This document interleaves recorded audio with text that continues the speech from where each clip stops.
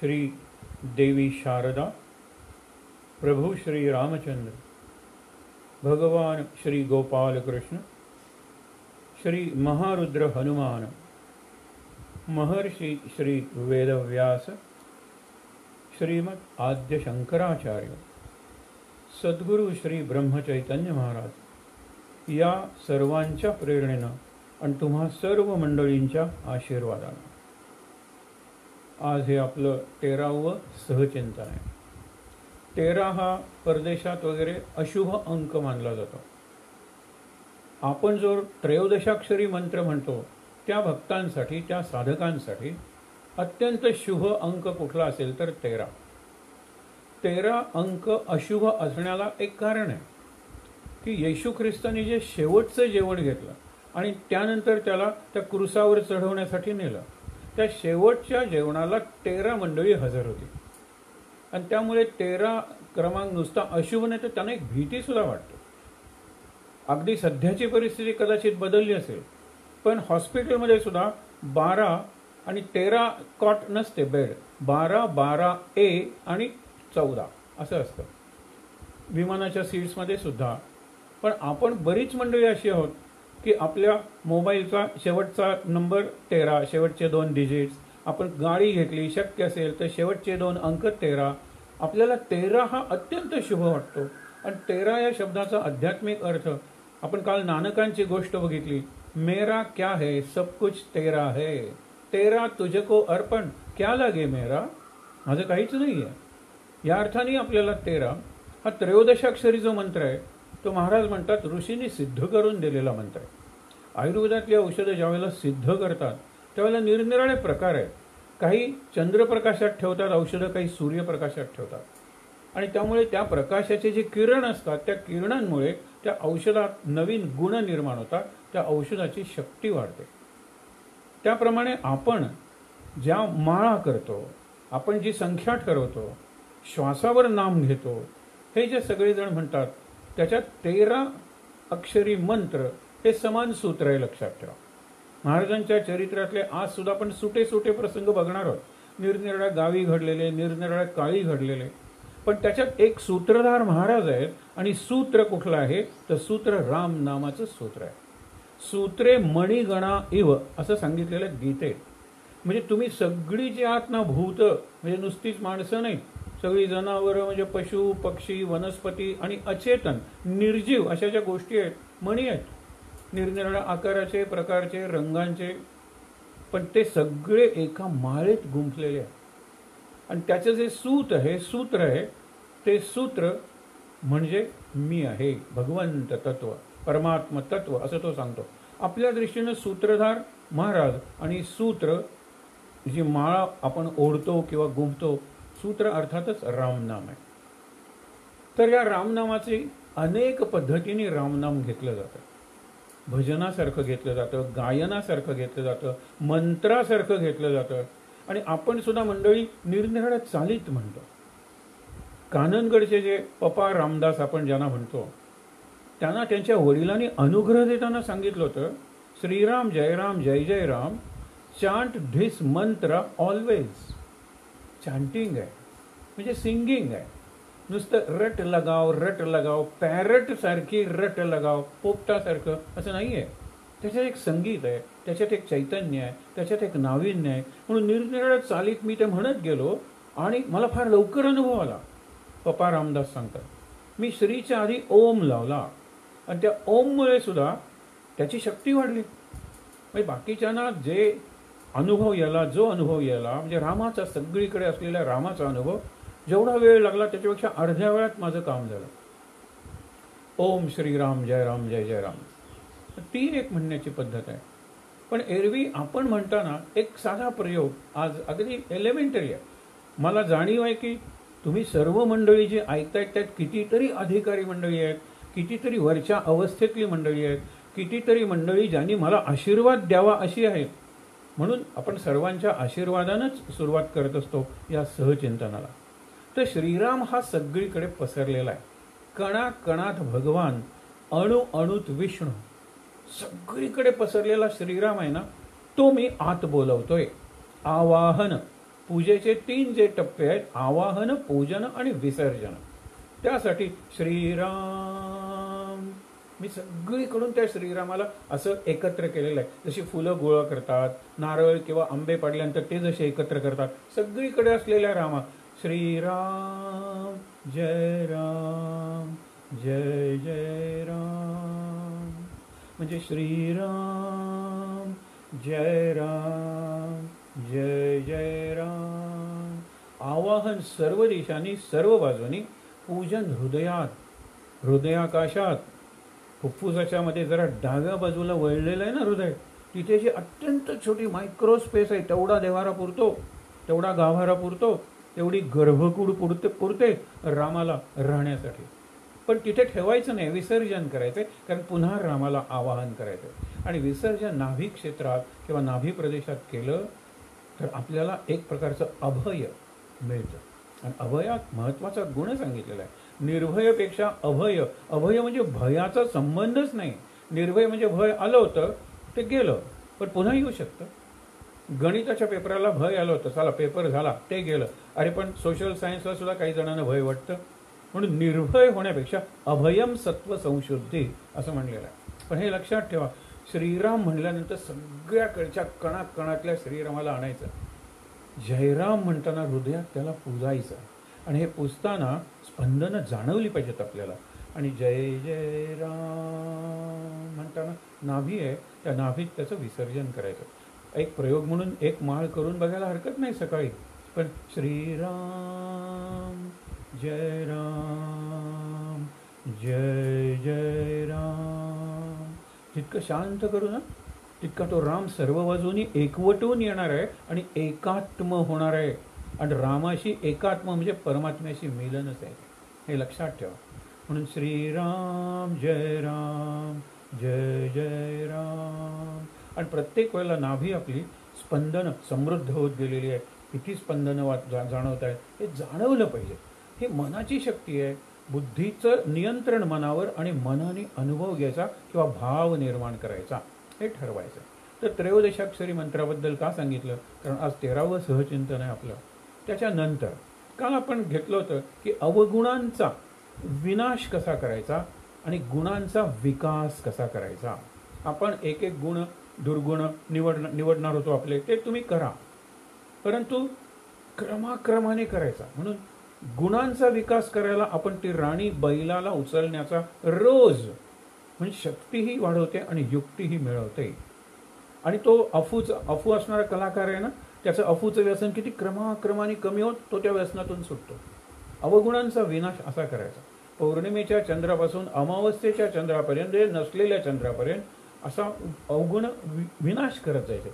आणि अवसेच्या चंद्रापासून जे शून्यापासून पूर्ण विकासापर्यंत गुणांचा विकास करायचा. मग याच्यासाठी काही सूत्र आहेत का? शिक्षणशास्त्र, मानसशास्त्र आणि हे अध्यात्मशास्त्र हे अगदी जवळजवळचीच आहे. एक सूत्र आहे त्याच्यात, पहिलं म्हणजे अभिषेक सूत्र आहे. म्हणजे एकदम होणार नाही आहे. उपासना तप सांगितलेलं आहे. एक तप म्हणजे 12 वर्ष, आणि त्या तपाच्या मापानं मोजाना तुमची उपासना जगेत झाली की 2 वर्ष झाली. 2 वर्षात काय होणार आहे? 12 वर्षानंतर एक तप झाला, हे लक्षात घ्या. त्यामुळे काय की पहिलं अभिषेक तत्व. अभिषेक संतत आणि सतत आणि सातत्य असलं पाहिजे. सतत धार पडते, पण पाणी संपल्यानंतर पुन्हा त्याच्यात घातलं जातं. दूध असेल, दूध घातलं जाते, हे लक्षात ठेवा. म्हणून संततधार, सततधार आणि अभिषेक ही जी कृती आहे, अभिसिंचन, सिंचन आहे ते.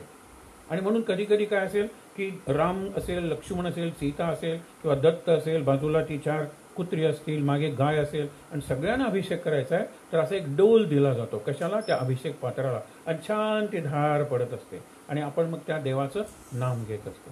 हेही महत्त्वाचं आहे. अभिषेक सूत्र हे आपल्या उपासनेचं सूत्र आहे. म्हणजे गुणही वाढवायचे किंवा दुर्गुण कमी करायचे, सतत, संतत आणि सातत्यानं. सतत म्हणजे सातत्य करायला लागलं. त्याच्यानंतर दुसरं जे सूत्र आहे ना, मार्गाणाम अनेकता. अनेक मार्ग आहे. पृथक विधा चेष्टा इथेच म्हणलेलं. निरनिराळ्या प्रकाराने प्रयत्न करा तुम्ही. मला असं जमत नाही आहे, तसं करूया, तसं जमत नाही, असं करूया. म्हणजे परदेशातून जे लोक सुरुवातीला आपल्या आश्रमात यायला लागले, आपल्या म्हणजे भारतातल्या, तेव्हा त्यानंही खाली बघायचं, मांडी घालून स्क्वॉटिंग म्हणतात तसं. पण त्यानं जमतच नव्हतं, कारण खुर्ची संस्कृती त्यांची. म्हणून त्यांनी खुर्ची अशी ॲडजस्टेबल आणली. न्हाव्याच्या दुकानात बघा, पूर्वी मुलांना जर बसवायचं असेल तर उंच करायची ती खुर्ची, नाहीतर मग त्याला न्हाव्याला खाली वाकावं लागायचं. आपली सगळ्या डेंटिस्टची खुर्ची असते की हो, तशी त्यांनी अशी सुंदर खुर्ची करून आणली की पहिला आठवडाभर किंवा पहिला महिनाभर सुद्धा खुर्चीवर बसून आरामात ते ओम त्यांचा मंत्र आहे तो म्हणतील. नंतर एक दुसरा महिना सुरू झाला की जरा काही 3 इंचांनी ती खाली नेते, 3 इंचांनी खाली नेते, 3 इंचांनी खाली नेते, असं करत करत चौरंगाच्या हाईटपर्यंत पोहोचतात आणि नंतर पाठाच्या हाईटपर्यंत पोहोचतात आणि नंतर मृगाजीन किंवा असं दर्भासन घालून त्याच्यावर बसायला लागतात. इच्छाशक्ती पाहिजे. परवा म्हणलं ना, निर्णय घेतला पाहिजे. ते लोक इकडे येतात ना, ते निर्णय घेऊनच येतात. विमलाताई ठकार त्या म्हणायच्या की इकडेही मला प्रश्न विचारतात तरुण भारतात, आणि परदेशातही तरुण प्रश्न विचारतात. सगळ्यांना उपासना करायची. तुम्हाला वरवर प्रश्न सारखा वाटेल, पण प्रश्न मुळातच निराळा आहे, लक्षात ठेवा. परदेशात माझं प्रवचन संपलं, विमलाताई ठकार म्हणतात की येतात सगळी तरुण, आम्हाला उपासना करायची, गिव्ह अस द शेड्यूल, आम्हाला रुटीन द्या, केव्हा उठायचं, नंतर काय करायचं, केव्हा झोपायचं, आम्हाला उपासना करायची आहे. उपासना करायचे, आम्हाला टाइम टेबल द्या. तिकडचे तरुण म्हणतात, कारण त्यांचा निर्णय झालेला आहे आणि त्यांच्या प्रश्नातच निश्चय दिसून येतो. आता निर्धाराने उपासना केली की निग्रह उपासनेतला त्यांना जाणवणार आहे किंवा त्यांच्याकडून जमणार आहे आणि मग अनुग्रह होणारच आहे. हे लक्षात ठेवा. या 4 पायऱ्या तरी गेल्या पाहिजे. भारतात सुद्धा तरुण माणसं, माझी मुलं माझ्याकडे येतात आणि म्हणतात आमचं हे टाइम टेबल आहे, याच्यात उपासना बसवून द्या, म्हणजे उपासना फिट करून द्या. म्हणजे त्यांना सांगावं लागतं, अरे बाबा रे, तुला सिनेमा बघायचा ना, बघ. ॲडव्हर्टिजमेंट सुरू झाला की श्रीराम जय राम जय जय राम श्रीराम जय. परत पूर्वी असायचं ना की चित्रपटाचा उर्वरित भाग किंवा शेष भाग बातम्यांनंतर, मग लोक उठायचे, मग पूजा काय करायचे, ते 15 मिनिटं बातम्या चालल्या. मग असं सांगावं लागतं, फिटिंग उपासना into your daily schedule. चुकीचं आहे. मला करायचं आहे काय ते महत्त्वाचं आहे. विनोबानी फार सुंदर दृष्टांत दिला या संदर्भात. विचार करा की 2 मित्र आहेत, सगळ्या बाबतीत त्यांचं ऐक्य आहे सोडून. एक म्हणतो की संसार सोडल्याशिवाय, प्रपंच सोडल्याशिवाय मोक्ष मिळणार नाही, आणि दुसरं म्हणतो मोक्ष मिळण्यासाठी प्रपंच सोडण्याची गरज नाही आहे. तर ते काय एकवट बोलतायत ना तुम्ही, काय फरक आहे? ते म्हणाले आम्हाला फरक वाटतो, आम्ही भांडतो यासाठी. मी उदाहरण देतो की प्रपंचात राहून एकनाथांनी केलाय, तुकारामांनी केलाय, त्यांना काही मिळाला नाही मोक्ष. दुसरा म्हणतो नाही, सोडावा लागला, रामदासानं भोवल्यावरून पळून जावं लागलं, शंकराचार्यांना संन्यास घ्यावा लागला. मी ही उदाहरणं देतो. ते म्हणाले एक साधू आलेले ज्ञानी, तुम्ही 2 जण जाऊन त्यांना प्रश्न विचारा ना, ते काहीतरी सांगतील, आम्ही येतो तुमच्याबरोबर. ते 2 जण जाणार होते. इतक्यात एकाला काम निघालं. तो म्हणाला तू तरी जाऊन प्रश्न विचार, साधू उद्या गेले तर काय. त्यांनी त्याचा प्रश्न विचारला, संसार सोडल्याशिवाय, प्रपंच सोडल्याशिवाय मोक्ष मिळेल का? कुणी सांगितलं? म्हणाले प्रपंच सोडलाच पाहिजे मोक्ष मिळवायचा तर. नाहीतर मग रामदास वगैरेंनी का नाही प्रपंचात पडले, आणि बरेच जण संन्यास घेऊन प्रपंचातून निघून का जातात? त्यांना तशी प्रेरणा का होते? प्रपंच सोडल्याशिवाय मोक्ष मिळणार नाही, प्रपंच सोडला पाहिजे. तो म्हणतो बरं आहे, मी म्हणतो ते बरोबर आहे. दुसऱ्या दिवशी जातो, मोक्ष मिळवण्यासाठी प्रपंच सोडायला पाहिजे का? कुणी सांगितलं? अरे प्रपंचात राहून कितीतरी जणांनी मोक्ष मिळवला, ही उदाहरणं. तो म्हणतो माझं बरोबर आहे. म्हणले अरे माझंही बरोबर, तुझंही बरोबर. आपण काय करूया, 2 जण एकदम जाऊया. तिसऱ्या दिवशी 2 जण एकदम जातात आणि त्यांना विचारतात, तो साधू काय सांगतो, जसा प्रश्न तसं उत्तर म्हणाल. तुझ्या प्रश्नात प्रपंच आधी आलेला आहे. प्रपंच सोडल्याशिवाय मोक्ष मिळतो का? म्हणजे तुला प्रपंच सोडायचा नाही आहे आणि वाटेत सहज जमलं मोक्षाचं गाठोडं मिळालं तर तुला ते हवं आहे. तुला प्रपंच सोडला पाहिजे, कारण प्रपंचाची आसक्ती आहे तुला, प्रपंचात तू बुडलेला आहेस. आणि दुसरा काय म्हणतो, मोक्ष मिळवण्यासाठी प्रपंच सोडलाय का, सोडायला पाहिजे का? म्हणजे त्याच्या प्रश्नात मोक्ष आधी येतो, म्हणजे मोक्षाला त्याचं महत्त्व आहे, प्राधान्य आहे. त्याला प्रपंच सोडण्याची गरज नाही आहे. जसा प्रश्न तसं उत्तर. आपण विचार करताना आज आणखीन एक विचार करणार आहोत, त्यावेळेला बघूया. म्हणून पहिलं सूत्र काय बघितलं, अभिषेक. दुसरं काय, मार्गाणाम अनेकता. म्हणजे या पद्धतीने जमत नाही आहे, आपण काय करूया, दुसऱ्या पद्धतीने करू. म्हणजे चेष्टा म्हणजे प्रयत्न निरनिराळ्या पद्धतीने करूया. 100 वेळा सांगितलं मुलाला तरी मुलगा ऐकत नाही. 101 वेळा का नाही सांगितलं? हेच त्याच्यावर उत्तर आहे. नाही अशा पद्धतीने सांगितलं, तशा पद्धतीने सांगितलं, कशा पद्धतीने सांगितलं, अशा तशा कशाही पद्धतीने सांगा, हेच उत्तर आहे त्याच्यावर. जर मला माझ्या मुलाला सुधारायचं आहे किंवा जर मला सुधारायचं आहे तर प्रयत्न केले पाहिजेत, सतत प्रयत्न केले पाहिजेत. अभिषेक आणि मार्गाणाम अनेकता, साधनानाम विविधता, हा प्रयोग आहे. कितीतरी निरनिराळ्या प्रकारची साधनं असतात. मला इथे जमत नाही आहे, मी दुसरीकडे बघेन. सकाळी जमत नाही आहे, संध्याकाळी करेन. बरं, 4 चौघांना घेऊन जमतंय का एकट्याला जास्त जमतंय? मी प्रयोग करत राहीन. प्रयत्न पाहिजे, प्रयोग पाहिजे आणि सातत्य पाहिजे. त्याच्यानंतरचं एक सूत्र आहे, हे करत असताना लक्षात ठेवा, एक असा क्षण येईल की मला आतून वाटायला लागेल की अरे हीच पद्धत मला योग्य वाटणार आहे. हे स्फुरण आहे. हे स्फुरण किंवा फ्लॅश आपण म्हणतो, फ्लॅश, त्या फ्लॅशलाही जागा आहे माझ्या जीवनात. आणि म्हणून जर मला गुणांचा विकास करायचा आहे, तुम्ही प्रयत्न केले पाहिजे, प्रयोग केले पाहिजे, स्वतःवर प्रयोग केले पाहिजे, सतत प्रयोग करत राहिलं पाहिजे. आणि मला त्याची तळमळ लागली ना की आतून आवाज ऐकू येईल. एक प्रकारचा फ्लॅश म्हणजे वीज चमकावी तसा प्रकाश दिसेल, किंवा ज्याला आपण म्हणतो सिक्स्थ सेन्स, माझं 6वं इंद्रिय एकदम जागवेल आणि मला काहीतरी प्रकाश दाखवून जाईल. किंवा ज्याला आपण म्हणतो एक्स्ट्रा सेन्सरी परसेप्शन, मला अतिइंद्रिय असा काहीतरी एक अनुभव येईल आणि त्यातून मला मार्गदर्शन मिळेल. अशरीरी वाणी म्हणतात ना, बॉडीलेस व्हॉइस, असा एकदम आतूनच आवाज येतो. आणि त्याप्रमाणे मी करायला लागलो आणि जमलं रे, हे महत्त्वाचं आहे. म्हणून स्फुरणही महत्त्वाचं आहे. ते दाबून टाकायचं नाही, यांत्रिकपणा येऊ द्यायचा नाही. तर एक खरंच सांगतो, गुणांचा विकास आणि आंतरराष्ट्रीय पातळीवर लोकांनी संशोधन केलेलं आहे. हल्लीचं संशोधन आहे ना, ते कॉज अँड इफेक्ट म्हणजे कारण आणि कार्य यांच्यातला संबंध जोडण्यापेक्षा स्टॅटिस्टिकल असतं. की आम्ही 1,00,000 मुलांवर असे प्रयोग केले आणि हे ॲव्हरेज निरनिराळ्या वयोगटातल्या, निरनिराळ्या क्षेत्रातल्या, निरनिराळ्या देशातल्या व्यक्तींवर प्रयोग केले. अरे तुझं हे व्यसन सोडायचं आहे, तुला किती दिवसात सुटतं ते सांग. पण सोडायचं म्हणजे सोडत कन्सिस्टन्सी म्हणतात ना, ते सोडतच राहायचं, मध्ये धरायचं नाही पुन्हा. बरं, तुला चांगलं एखादं, तुला अक्षर चांगलं करायचं तरी किती दिवस लागत आहेत बघ. तुला शरीर कमवायचं, ते तुझे व्यायाम आहे, त्या व्यायामातलं सातत्य टिकायला किती दिवस लागतात बघ. असं करत करत त्यांनी ॲव्हरेज काढलं आणि सांगितलं कुठलीही वाईट गोष्ट सोडायची किंवा कुठलीही चांगली गोष्ट घट्ट धरायची 21 दिवस सतत केलं तर पुरतात. तुम्हाला लवकर उठायचं ना, 21 दिवस सतत लवकर उठूया. 22व्या दिवशी कदाचित आपल्याला बाहेरून कोणीतरी उठवण्याची गरज पडणार नाही, आतूनच आपण उठू. बघा प्रयोग करून. पण 21 दिवस तरी केलं पाहिजे. बाबा वगैरे नेहमी म्हणायचे, बाबा आपले गुरुवर्य बाबा, की 2 महिने तरी करा ना हा प्रयोग. आयुर्वेदात तर सांगितलेलं आहे. आपण बापूसाहेब साठेंची गोष्ट बघणार आहोत. जितक्या वर्षांचा जुनाट रोग आहे ना, क्रॉनिक डिसीज, निदान तितके महिने तरी औषध घेतलं पाहिजे आणि पथ्य सांभाळलं पाहिजे. असे काही क्विक होतात काय? मग होतात तरी पुन्हा पुन्हा ताप येतो, तो दडपला जातो, सप्रेस केला जातो, मुळापर्यंत, कॉज ज्याला म्हणतात कारणापर्यंत जात नाही. आपण स्वतःचं निरीक्षण करत राहायचं की का नाही माझा आळस जात, का नाही मला लवकर उठायला जमत, का नाही सलग 3 तास सुट्टीच्या दिवशी तरी मी निदान बसू शकत, खुर्चीवर असेन. पण इकडे तिकडे किती हलतो आपण, गरज नसताना घरातल्या घरात किती हालचाली करतो. मी स्वतःला प्रश्न विचारले पाहिजे.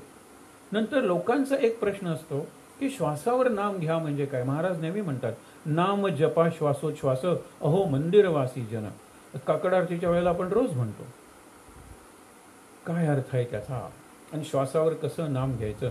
महाराजांनी पहिली पत्नी सरस्वती हिला नाशिकला एका मंदिरात श्वासावर नाम कसं घ्यायचं ते शिकवलं. लक्षात घ्या, श्वासावर नाम कसं घ्यायचं हे पहिल्यांदा जरा अनुभवी, फार अधिकार वगैरे नाही, पण कितीतरी वर्ष तो नाम घेतोय आणि तो म्हणतो आता मला श्वासावर नाम घ्यायला जमतंय. त्याच्या पायाशी बसून आपण हा पाठ गिरवला पाहिजे. पण एक लक्षात ठेवा, मंत्र जर मोठा असेल तर तो श्वासावर बसवणं कठीणच जातं. गायत्री मंत्र श्वासावर म्हणजे त्याला 2-3 श्वास घ्यावे लागते, पण छोटासा मंत्र आहे. आणि मुख्य म्हणजे आपण बसलेलो असू तर जिना चढतोय श्वासावर, श्वासच माझा अनियमित आहे, तर त्याचा रिदम जो आहे श्वासाचा तो बिघडलेला आहे. मी धावतोय बस पकडायला, काय श्रीराम जयराम जय जयराम जमणार आहे. पण मी जर बसलेलो आहे शांतपणे देवासमोर आणि मला श्वासावर जर म्हणायचं आहे तर मी म्हणू शकतो श्रीराम जय राम जय जय राम. ओ नेहमी श्वास सोडायला जास्त वेळ लागला पाहिजे. श्वास घेतो त्याच्यापेक्षा संथ गतीनं श्वास सोडला पाहिजे. मग आपली दिगंबरा दिगंबरा श्रीपाद वल्लभ दिगंबरा, हे ज्याचं त्यांनी ठरवायचं आहे. कारण प्रत्येकाचा बॉडी रिदम निराळा आहे आणि ह्याच्यात कठीणता येता कामा नये, रिजिडिटी यांत्रिकपणा येता कामा नये. जितकं सहज म्हणता येईल तितकं. आता म्हणजे श्वासाच्या रिदमवर नाम घेणं हे असं काहीतरी बसलं तरच शक्य आहे. एरवी पळताना चढताना नाही जमणार, कारण श्वासाचा रिदमच बदलला आहे. मग त्याच्याशी नामाचा रिदम कसा? मग ती कसरत होईल.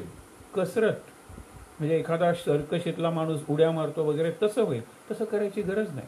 पण महाराजांसारखी माणसं जेव्हा श्वासावर नाम घ्या म्हणतात तेव्हा त्यांना आणखीन एक गोष्ट सुचवायची असते. श्वासाचं आपल्या जीवनात स्थान काय आहे? श्वास नाही म्हणजे मीच नाही, तसं नाम नाही म्हणजे मीच नाही.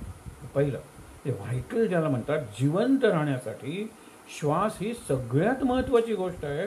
तसं मला जिवंत राहण्यासाठी नाम ही सगळ्यात महत्त्वाची गोष्ट आहे.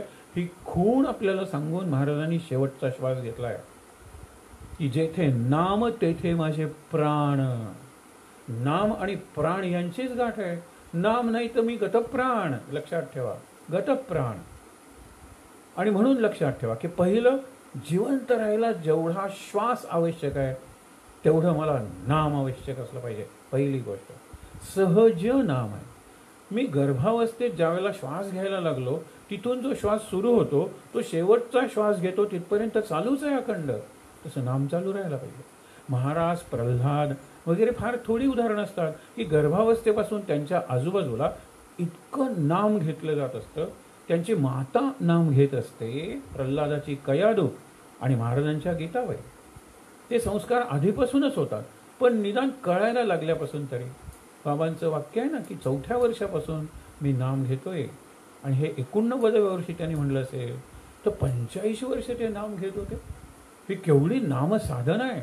मग त्यांनी नामसाधना, नामसाधनेचा अभ्यास, नामसाधनेच्या पायऱ्या असे ग्रंथ, छोटी छोटी पुस्तकं असली तरी केवढी महान आशय आहे त्यांचा, महान संदेश आहे.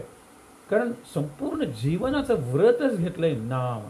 म्हणून सहज माझ्याबरोबर नाम जन्मलं, नामाबरोबर मी जन्मलो. ब्रह्मदेवानी सांगितलं माणसाला, मी कृष्ण सांगतोय की ब्रह्मदेवानी प्रजा निर्माण केली त्याच वेळेला यज्ञ निर्माण केला. म्हणजे यज्ञाशिवाय तुम्ही राहता ना, म्हणजे कुठेतरी स्वतःला फसवता. त्याला ते ना चोर म्हणलेलं आहे. तसं आपण विचारलं पाहिजे, मत चित्ता मत गत प्राण, म्हणजे गेलेला प्रत्येक प्राण माझ्या चित्त आणि गेलेला प्राण हे एकत्र जोडले पाहिजे.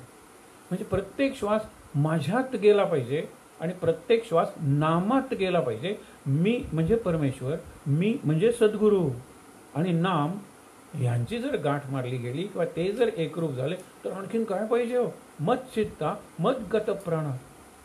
मग तुष्यंतीच रमंतीच, मग आनंद आहे. आणि मग तुम्ही जाल तिथे रमणार आहे. आणि जाल तिथे रमतो ना, तोच राम नामाचा साधक आहे. कारण राम शब्दाचाच अर्थ आहे रमतो आणि रमवतो, तो राम. महाराज तसे होते हो. अहो कुठे भिल्लांच्या टोळीत सुद्धा ते गेले, तिथे ते रमले आणि त्या भिल्लांना रमवले. कारण त्यांनी सांगितलं की अरे हा याच्याकडे काही नाही आहे लंगोटी सोडून, ह्याला लुटणार काय आपण, पण बघूया याच्याकडे काही सिद्धी आहे का. एक गाय आणून देतात भाकड, की दूध देतच नाही आहे ती. ते म्हणतात ह्या गाईला दूध आणून दाखवा. त्यावेळेला तिच्या अंगावरून हात फिरवतात पण म्हणतात माय मला भूक लागली आहे ग, थोडं दूध दे. आणि तिने पाहणा सोडलेला आहे. हे लक्षात ठेवा. तुम्हाला हे सगळे चमत्कार वाटतील, परंतु आपण चमत्कारपेक्षाही माझ्या सद्गुरूंच्या कोणती शक्ती नव्हती सांगा बरं.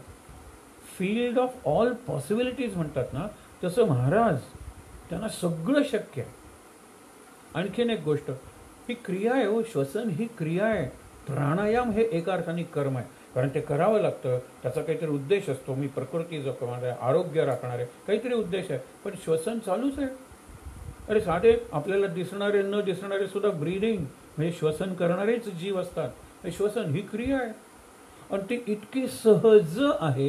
सहज संस्कृत शब्द आहे, माझ्याबरोबर जन्मलेली आणि माझ्याबरोबरच जाणारी. म्हणजे ती थांबली की मी जाणार, मी मरणार. सहज म्हणजे काय? With is.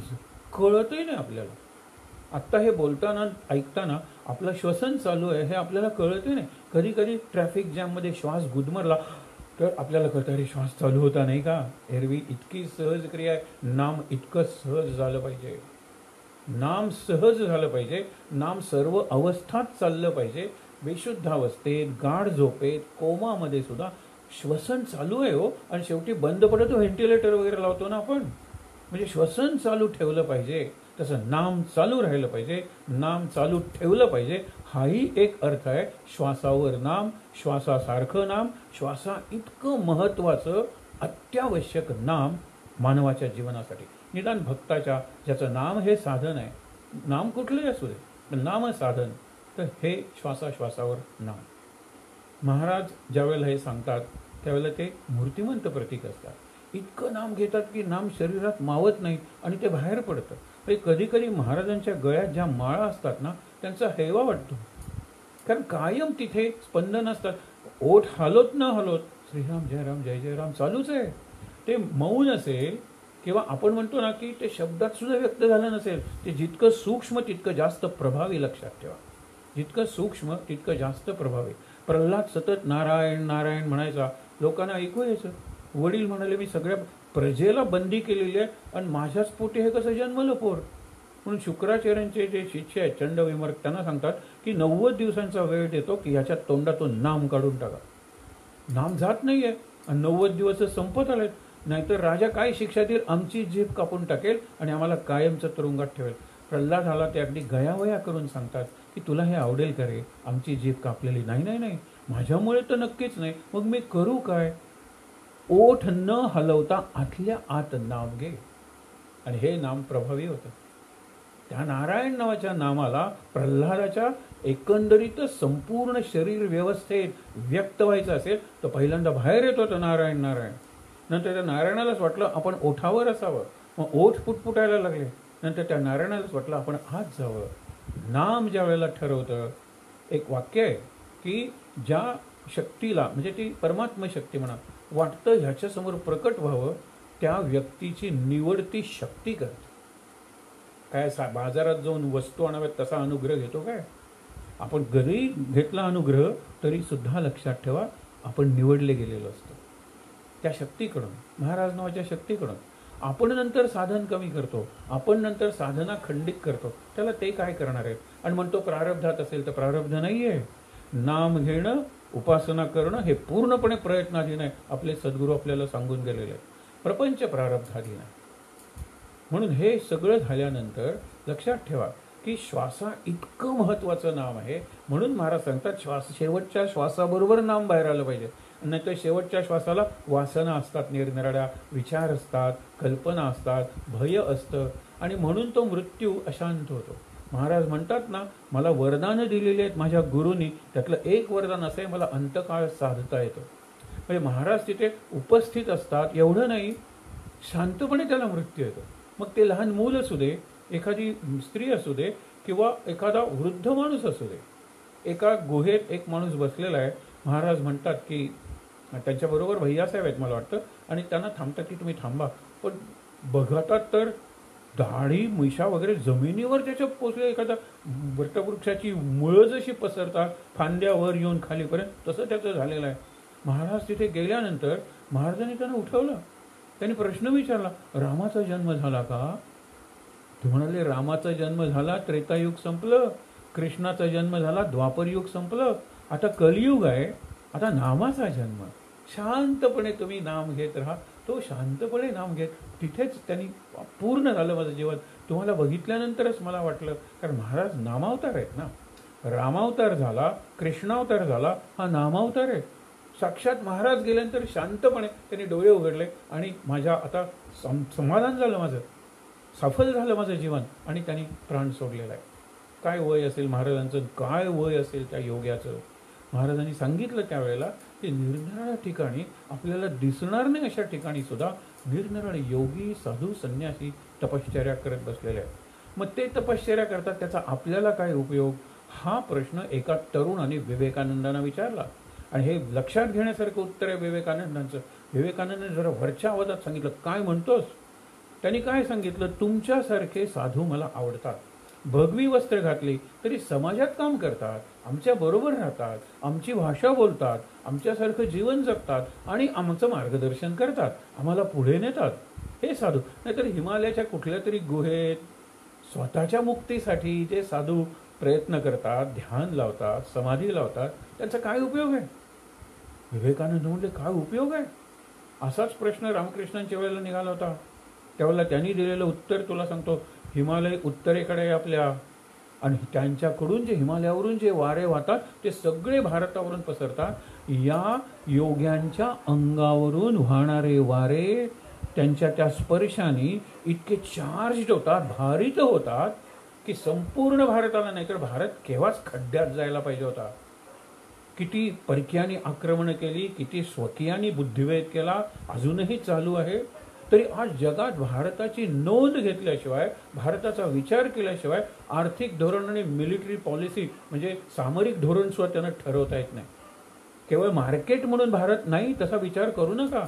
आपल्यात निराळी एक शक्ती आहे, आध्यात्मिक शक्ती आहे. एक प्रसंग तुम्हाला सांगतो. आपण म्हणतो ना की सदेह गेलेला आहे स्वर्गात युधिष्ठिर. तो इतका साधा आहे, सरळ विचार करणारा. तो तुरुंगात गेल्यानंतर, तुरुंगात नाही, स्वर्गात गेल्यानंतर काही अंतर चालल्यानंतर साधू साधू, धन्यवाद धन्यवाद. तो म्हणतो हे कोण धन्यवाद देते आणि कुणाला? त्यावेळेला यम, एका अर्थाने त्याचे पिताश्री, ते काय सांगतात की अरे ते तुला धन्यवाद देत आहेत. मी काय केलंय म्हणून मला धन्यवाद देत आहेत? अरे ते नरकात खितपत पडलेले जीव आहेत. कोणी उकडला जातोय, कोणी पू नावाच्या नरकात आहे, कोणाला निरनिराळ्या वेदना दिल्या जात आहेत, यातना सहन करतायत.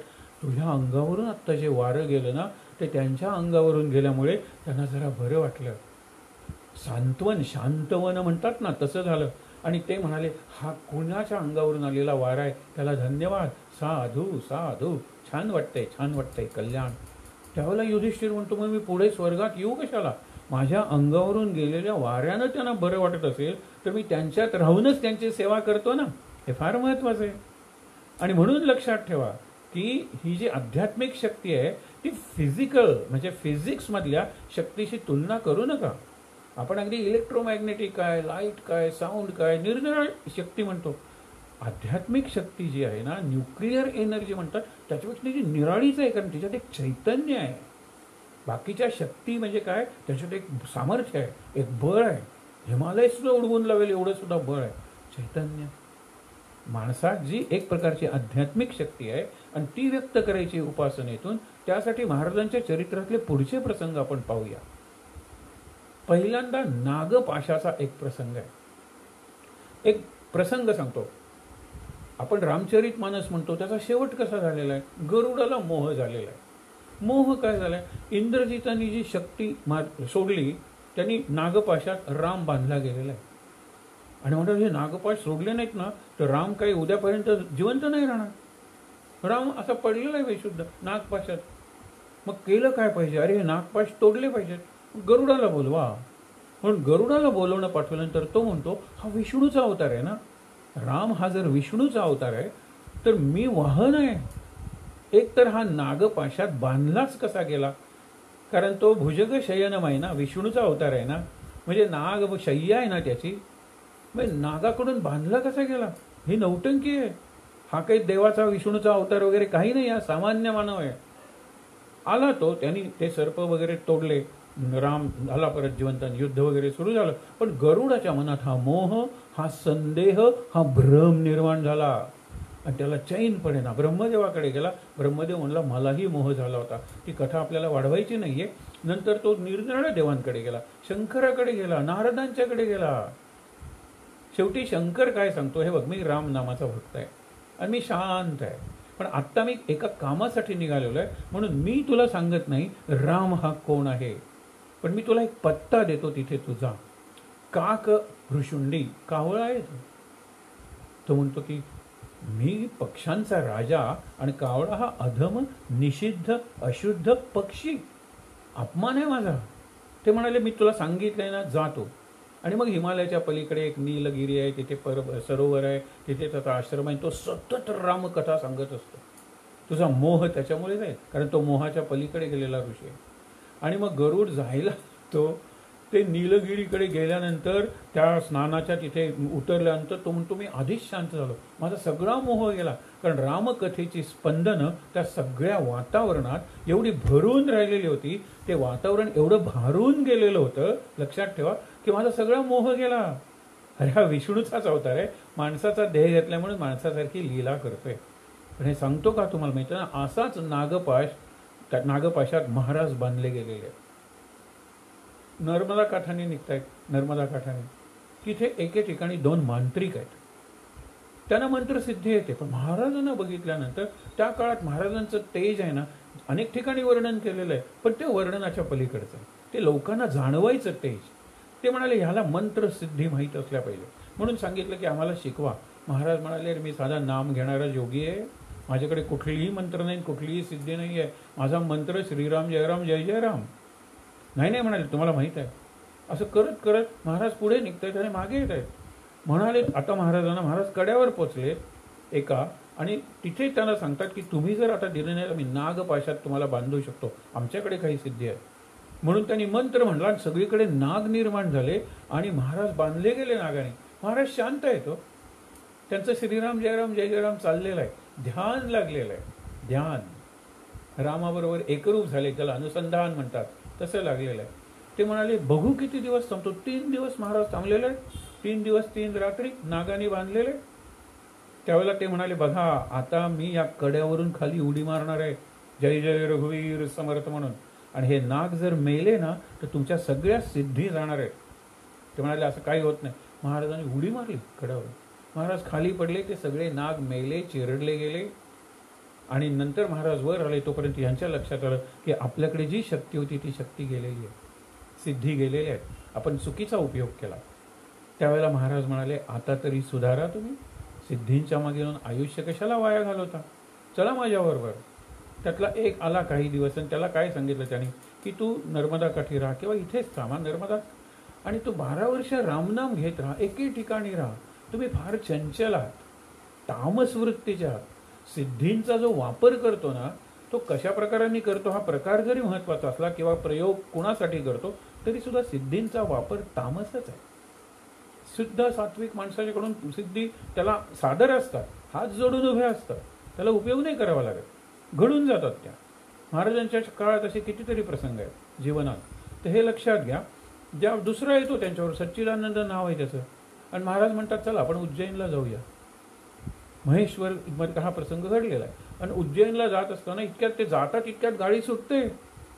त्यावेळेला हा याच्याकडे सिद्धी आहेतच की अजून, हा सच्चिदानंद आहे तो म्हणतो निघालीच कुठे गाडी, थांब, माझे गुरु येत आहेत ना. आणि गाडी थांबली. मग गार्ड उतरला, ड्रायव्हर उतरले, काहीतरी खटपट केली, तोपर्यंत हे पोचले आणि तोपर्यंत गाडी चालू झाली ना, ती गाडी मिळाली.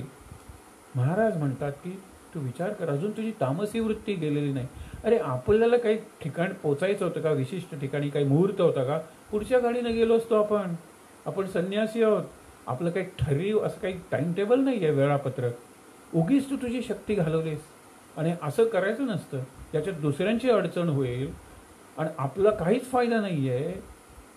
लक्षात ठेव, तू सुद्धा थांब, हिमालयात गेलास तरी चालेल, 12 वर्ष रामनाम घे. पुढे तो काशीला एकदा महाराजांना भेटला. नागपाश बंधनात महाराजांनी केलं काय तर मी तुमच्या पलीकडे सिद्ध आहे, त्याच्यापेक्षा सिद्धी ते गेले राहिले होते, त्या गुहेत राहिलेले होते, नैमिषारण्यातल्या अबूला गेलेले होते, गिरनारला गेले होते महाराज, तिथे त्यांनी सिद्धी शिकलेल्या आहेत पण कधी वापरले नाहीत. यांना उलट सिद्धींची मर्यादा कळवून देण्यासाठी त्यांनी ते सांगितलं, हा सगळा केला. त्याच्यानंतर आत्ता बघितलं होतं दहिवडी हे गोंदवल्याच्या जवळचं गाव आहे, कोर्ट वगैरे तिथे. तर तिथे मुन्सफ म्हणून बापूसाहेब साठे आले होते, वकील अनेक त्यांचे मित्र होते, आणि त्यापैकी 2 वकील हे गोंदवल्याला यायचे, अगदी जवळ दहिवडीहून गोंदवल्याला. बापूसाहेब साठे त्यांना कुतूहल होतं, पण त्यांना एवढा पोटशूळ होता की जरा काही खाल्लं तरी पोट प्रचंड दुखायचं, आणि हा जुनाट त्यांची ती व्याधी होती. तरी एक दिवस म्हणाले की या ना दर्शनाला महाराजांच्या. आले. तिथे त्यांना प्रसाद म्हणून, रामाचा प्रसाद म्हणून खिचडी दिली, द्रोणभर, पण एवढी तिखट होती की कुणाच्याही डोळ्यातून पाणी. कसा बसा एक घास बापूसाहेब खाऊ शकले. बापरे, एवढं तिखट जर इथे असतं असलं इकडे न आलेलं बरं. महाराज दहीवडीला गेलेले, दासनवमीचा उत्सव आहे, आणि महाराजांनी त्यांना सांगितलं या ना जेवायला. हे का कू करत होते, पण 4 वाजले. महाराज म्हणाले तुमच्यासाठी खोळंबलेत, सगळ्या पंक्तीला शेवटची पंगत आहे, मी सुद्धा अजून बसलेलो नाही आहे. महाराजांची कीर्ती बापूसाहेबांना माहीत होती, आणि एवढा मोठा माणूस आपल्याला विनंती करून बोलवते तर जाऊया ना आपण. आणि तिथे नेहमीच आवडता प्रसाद म्हणजे काय तर पिठलं आणि भाकरी. तर पिठल्याचा एक गोळा झुणक्याचा आणि भाकरी दिली आणि ही खा. ते म्हणाले अहो माझी पोटदुखी, खा तुम्ही. आणि त्यांनी खाल्ली. त्या दिवसापासून पोटदुखीची बंद झाली. ते आयुष्यभर. असं काय केलं महाराजांनी? जादू केली नाही, कृपा केली. एक प्रसंग तुम्हाला सांगतो. नरेंद्र वगैरे मंडळी आजूबाजूला असताना एक आई आपल्या मुलाला घेऊन येते रामकृष्णांकडे. असाच प्रसंग आहे तो. म्हणते की ह्याने गणिताचा अभ्यास झालेला आहे, आज गणिताचा पेपर आहे, आणि हा मुलगा म्हणतो मी जात नाही कारण मला काही सुचणार नाही. एक्झामिनेशन हॉलमध्ये परीक्षेच्या मला केंद्रात गेल्यावर काही सुचणार नाही, मी जाणार नाही परीक्षेला, तर तुम्हीच काहीतरी सांगा. तर त्यावेळेला त्यांनी प्रश्न विचारले, तू येतोस ना रे माझ्याकडे नेहमी? हां. आई रोज येते तुझी. का येते? नाही, तुम्ही देवासारखे आहात म्हणा. मग आत्ता तू का आणलं तुला? नाही, देवासारखे आहात म्हणून. तर म्हणाले देवासारखे आहेत ना, आणि माझी देवी म्हणजे कालीमाता, म्हणून कालीमातेचा अंगारा मी तुला लावतो. म्हणून अंगारा लावला आणि जा पेपरला गेलं. त्यावेळेला नरेंद्र काहीतरी प्रश्न विचारणार. तो प्रश्न रामकृष्णांनी नरेंद्रच्या मनातला किंवा चेहऱ्यावरचा वाचला. म्हणाले तुला वाटलं ना मी अंधश्रद्धा वाढवतोय? मला का कळत का नाही रे की हा अंगारा आणि गणिताचा पेपर यांचा अर्थार्थी काही संबंध नाही आहे. पण संध्याकाळी थांब ना, तो संध्याकाळी बघ ना काय होतंय. संध्याकाळी तो मुलगा हसत आला, मला जवळजवळ पूर्ण मार्क पडतील गणितात. कारण का? तुमचा अंगारा. अंगाऱ्याने काही केलं नाही हो. त्यांचा जो विश्वास होता, श्रद्धा होती, भक्ती होती रामकृष्णांवर, रामकृष्णांनी अंगारा लावून त्याच्यात आत्मविश्वास जागा केला. बाकी काही नाही. कालीमातेला मानतोस ना? हा, मी तर कालीमातेचा भक्त आहे. मला म्हणतोस ना? हो, तर हा कालीमातेचा अंगार आहे, लावून जाप. आत्मविश्वास जागा केला. बापूसाहेब साठेंना आता पोट दुखणारच नाही, आणि हे संत करत असतात. त्यांनी तिथे एका महारोग्याला रोग झालेला होता, आणि he kissed him on the forehead and the leprosy was gone. अशी वर्णनं आहेत ना की येशू ख्रिस्तानी फक्त त्याला हे झालेला होता, महारोग झालेला होता, कुष्ठरोग, आणि त्याच्या याच्यावर फक्त आपले ओठ टेकवले आणि बरं झालं. त्याच्यात बरं होणं ही जादू नसते, किती कल्याण भावनेनं ते सगळं करत असतात. का रे हा करतो? गंगा भारती तुम्हाला माहीत आहे, गजानन महाराजांच्या चरित्रातला.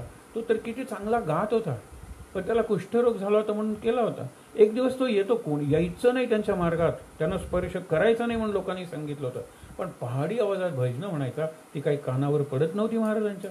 गजानन महाराजांनीच प्रेरणा दिली असेल, आणि एक दिवस तो आला त्यांच्यामध्ये. त्यांनी त्याला लाथांनी तुडवल्या आणि थुंकले अंगावर आणि गेले. त्यांनी ते थुंकी होती, बेडका म्हणतात त्याला, तो अंगाला लावला. एक चिकित्सक होता आणि म्हणाला हे असं तुम्ही करताना म्हणून असे नागड्या फिरणाऱ्या माणसांचं महत्त्व वाढतं. एक तो वेडा आणि तू पिसा. त्याची थुंकी लावलीस. थुंकी नव्हती, औषध होतं, मलम होतं ते मलम. पण तुला काय कळणार आहे? पण मला कळण्यासाठी काय केलं पाहिजे? उद्या चल माझ्याबरोबर. गजानन महाराज आंघोळ केल्यानंतर जिथे आपलं अंग पुसतात ती माती उद्या घेऊया म्हणून ते अंग जे पुसायचे, तर ती माती त्याने हातात घेतली आणि गंगा भारतीने हातात घेतली. म्हणाले तुझ्या मातीचा वास, तो म्हणतो की कुबट्ट कुजट्ट वास जसा असतो नदीच्या काठच्या मातीचा, तसाच आहे माझ्या हातातल्या मातीचा बघ. तो म्हणतो ह्याला कस्तुरीसारखा वास येतोय, तीच माती उचलली नव्हे. म्हणून श्रद्धा ही अशी गोष्ट आहे, याच्यातली चमत्काराचं अंग, तुमचा विश्वास नसेल चमत्कारावर तर तुम्ही सोडून द्या. पण हे तरी मान्य करा की असामान्य शक्ती, अलौकिक अशी सिद्धीच म्हणता येईल त्याला, अशी सद्गुरूंकडे असते. आणि त्याचा ते उपयोग स्वतःसाठी कधीही करत नाहीत, स्वतःचं महत्त्व वाढावं म्हणून करत नाहीत. पण बापूसाहेब साठेंना बरं वाटलं की त्यांनी स्वतःला सांगितलं, महाराज म्हणतायत ना इतक्या निश्चयाने मला बरं वाटणार आहे, मला बरं वाटलंच पाहिजे. ही ऑटो सजेशन आहे, ही स्वयंसूचना आहे, आणि ती दिल्यानंतर हरिपंत नावाचे मास्तर होते. एकदा महाराज बोलत होते काही लोकांच्या बरोबर, सकाळची वेळ होती. त्यांनी महाराजांची अगदी पलंग काढला, सतरंजी वगैरे सगळं स्वच्छ करून गादी घालून ठेवलं, उशी वगैरे व्यवस्थित केली. कानडी मंडळी काही आली होती आणि ते जाणार होते, 15 दिवस राहिले होते.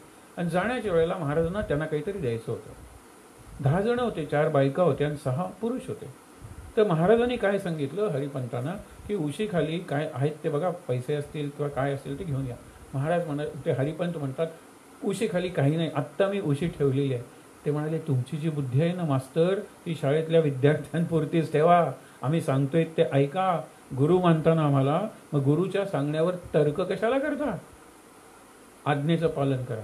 आणि बघितलं तर तिथे 6 रुपये आणि 4 खण होते. एक एक खण देऊन त्या बाई सत्कार केला त्या सुवासिनींचा आणि 1-1 रुपया त्या पुरुषांना दिला. तुम्ही तर्क कशाला लढवता, आम्ही सांगतो त्याला काहीतरी अर्थ असतो. शंकर शास्त्री म्हासुर्णेकर ते शास्त्री होते, महाराजांच्या कुटुंबाशी एकरूप झालेले होते, महाराजांवर त्यांची श्रद्धा होती. महाराज म्हणजे साक्षात परमेश्वर नाही, परब्रह्म. आणि म्हणून महाराजांची ते मानसपूजा करायचे.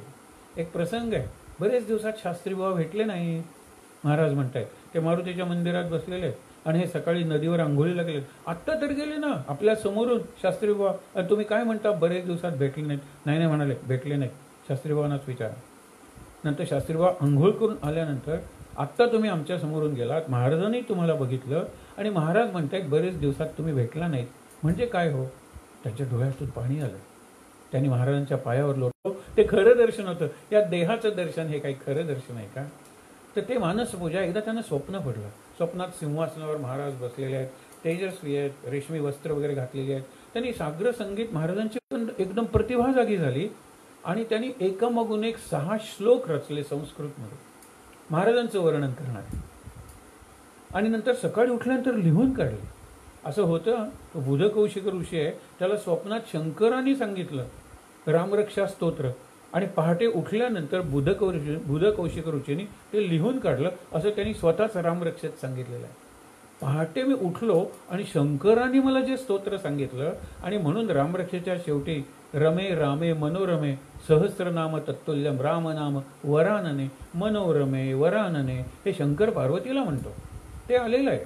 तसं यांनी सकाळी उठल्यानंतर 6 श्लोक लिहिले. ते स्वप्नात त्यांना सुचलेले होते.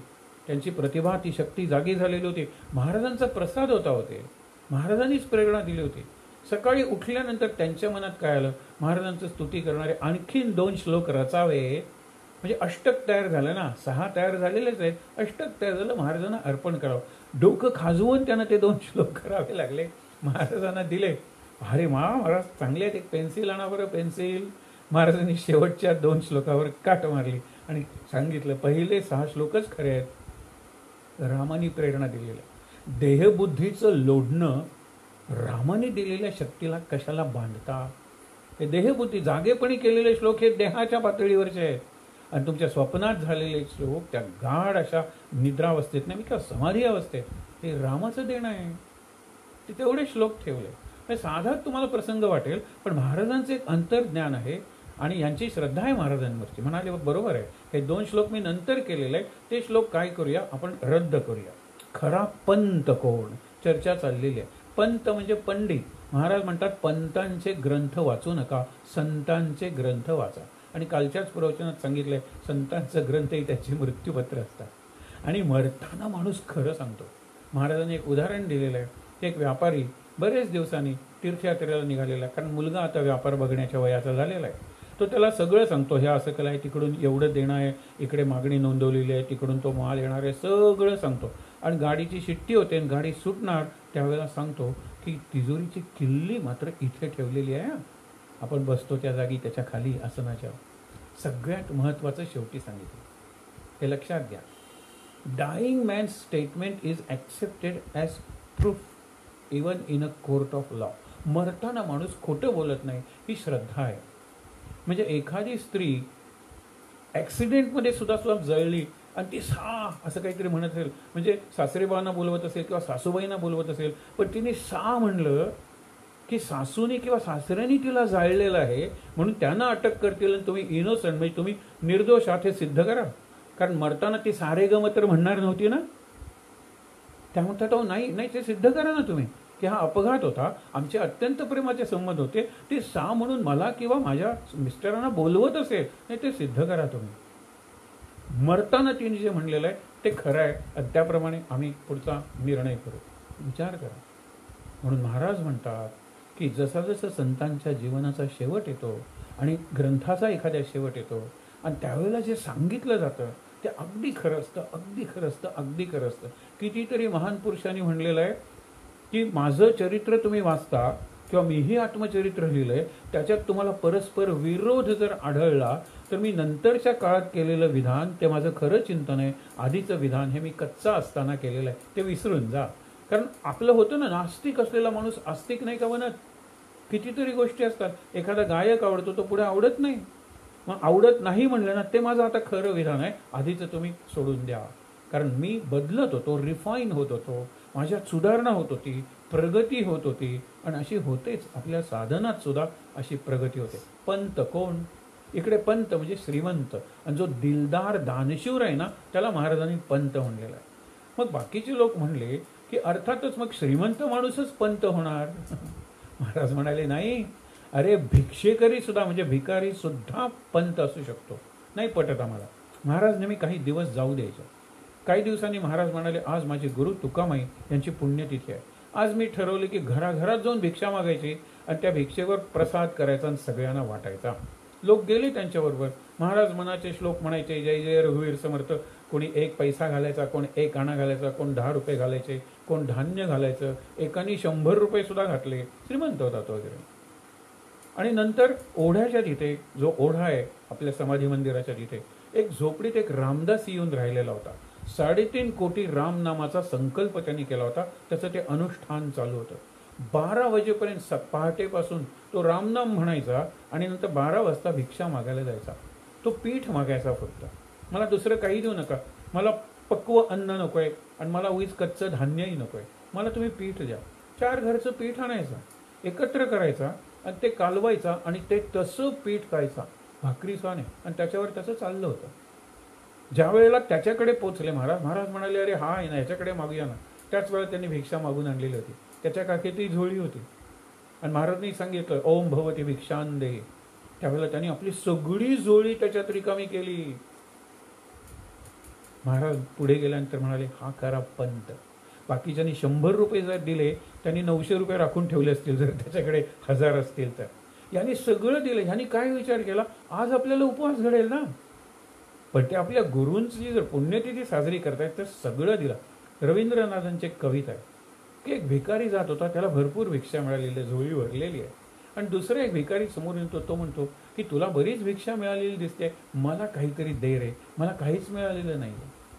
तर त्यातले 4 दाणे काढतो, काहीतरी धान्य दिलेलं असेल, ते 4 दाणे त्याला, याच्यापेक्षा जास्त मी देणार नाही. घरी येऊन आपली झोळी ओततो, त्याच्यात 4 दाणे सोन्याचे झालेले असतात. तो म्हणतोय 4च दाणे सोन्याचे. हा, मी त्याला, अरे सगळी झोळी दिली असती तर काय बरं झालं असतं, पण ही पश्चात बुद्धी आहे, लक्षात ठेवा. त्यावेळेला वाटलं नाही, त्यावेळेला 4च दाणे दिले आणि त्या शक्तीने तू 4 दाणे दिलेस ना, म्हणून चल तुझे 4 दाणे तुझ्या भिक्षेतले सोन्याचे करतो. आपल्याला नंतर सुचतंय, खरा पंत हा की ज्याने सगळं सगळं दिलं, सगळं दिलं पण स्व दिलेला नाही. परभणीचे एक जमीनदार होते, त्यांना आई, म्हातारी आई, पत्नी मेलेली होती, ते स्वतः आणि एक मुलगा. पण त्यांना सर्वसंग परित्याग करून रामदासी व्हावं असं वाटत होतं. योग्य व्यक्ती कोण तर महाराज. महाराज स्वतः रामदासी. रामनामाचा ध्यास म्हणजे धुनी चालू असायची.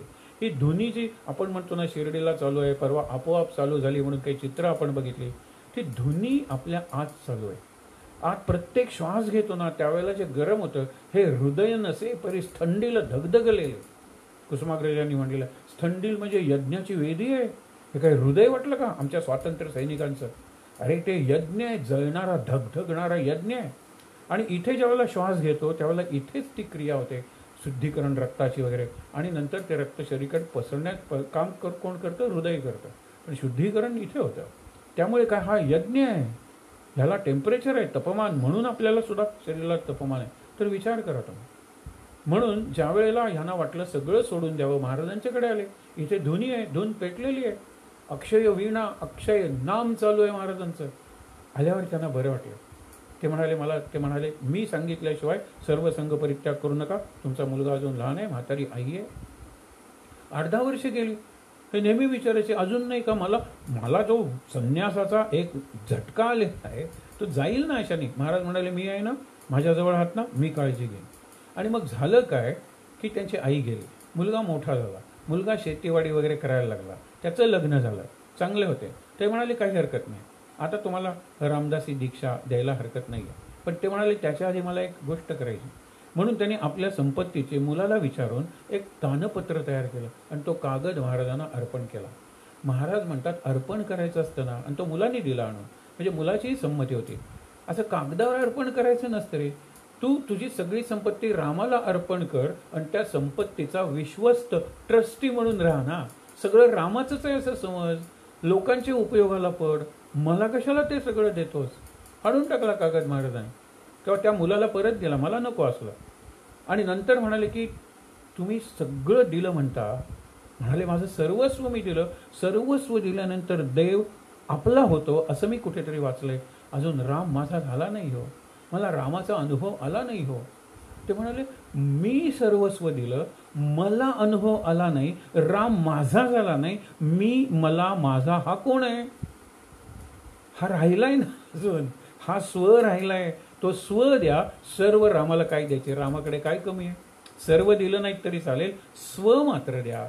आणि स्व द्यायचा म्हणजे काय की सगळं रामाचं आहे, रामाचा प्रसाद म्हणून मी उपभोगतोय. माझा देहही रामाचा आहे, माझा श्वासही रामाच्या नावे मी केलेला आहे. माझा प्रपंचाचं मुखत्यार पत्र, पॉवर ऑफ अटर्नी, आपण सगळं मी रामाच्या नावे करून दिलेलं आहे. अशा मस्तीत जगा, स्व अर्पण करा. कारण तो त्यांच्याकडे नाही, रामाकडे स्व नाही आहे, अहम, इगो आमच्याकडे नसतो. म्हणाले संतांना काय अर्पण करायचं? तुम्ही हे देता ते देता, त्याच्यात तुमच्या श्रीमंतीचं प्रदर्शन असतं. म्हणून लक्षात ठेवा, स्व अर्पण करा. काल बघितलं आपण रामाचं मंदिर बांधलं. महाराज म्हणायचे वर्षातून एकदा तरी माझ्या रामाकडे या रे दर्शनाला. एक जण विचारतो की असं काय आहे या रामात निराळं? माझ्या घरात रामाच्या चांदीच्या ह्याच्यापेक्षा रेखीव मूर्ती आहे. माझ्या गावात एक गोरा राम आहे आणि एक काळा राम आहे, संगमरवरी मूर्ती आहे, याच्यापेक्षा मोठ्या आणि सुंदर आहे. या रामाकडे या कशाला म्हणता? ते म्हणाले अरे चुकलंच की माझं. बरं तुझा व्यवसाय काय आहे? महाराजांची ही शैली आहे. तुझा व्यवसाय काय, काम कुठे करतोस? म्हणलं मी कामगार आहे.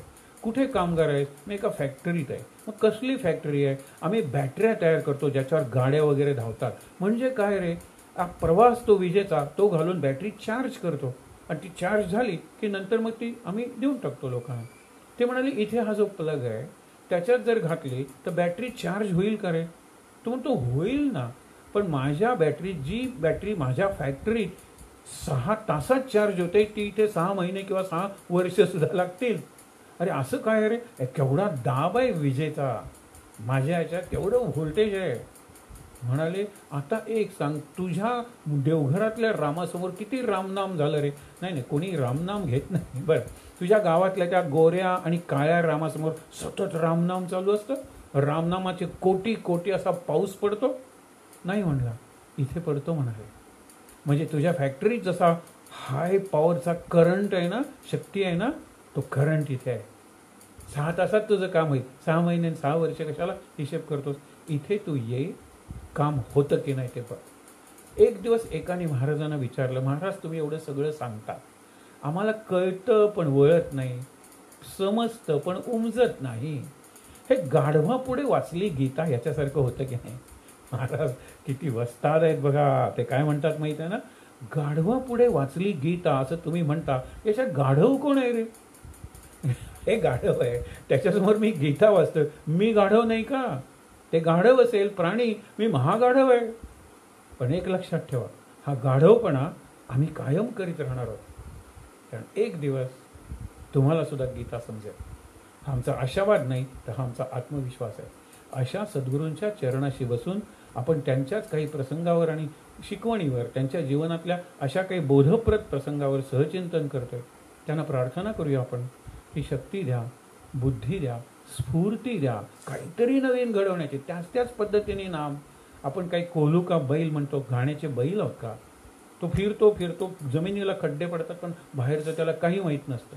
म्हणजे गती आहे पण प्रगती नाही आहे. मग सद्गती कशी असेल हो? आपल्यात प्रगती झाली पाहिजे आणि ते करण्यासाठी सांगितलं ते प्रयत्न करूया, प्रयोग करूया, आपली शक्ती जागी करूया, सतत करत राहूया अभिषेकासारखं आणि सद्गुरूंना शरण जाऊया. त्यासाठी आहे त्या ठिकाणी ताट बसून डोळे मिटूया, शांत, चेहऱ्यावर प्रसन्न हास्य, समाधी पाहता समाधान होते, तनु कष्टवी त्यासी आनंद देते, मनी भाविता कामना पूर्ण होती, नमस्कार त्या ब्रह्मचैतन्य मूर्ती, नामस्मरे निरंतर ते जाणावे पुण्य शरीर, महादोषांचे गिरीवर